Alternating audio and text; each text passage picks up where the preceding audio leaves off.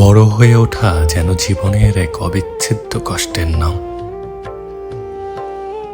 অগাধ আত্মসম্মানবোধের দেয়ালে জমতে থাকে নীরব আর্তনাদ, যা ক্রমশ ভারী হতে থাকে।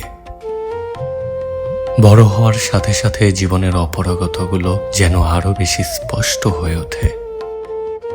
ইচ্ছার সাথে বাধা, বাস্তবতার সাথে স্বপ্নের সংঘাত,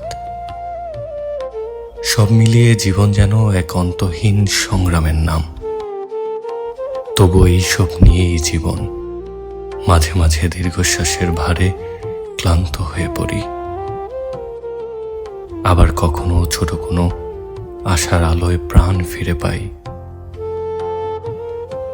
জীবন হয়তো এমনই, কষ্টের মধ্যেই লুকিয়ে থাকে বেঁচে থাকার সৌন্দর্য।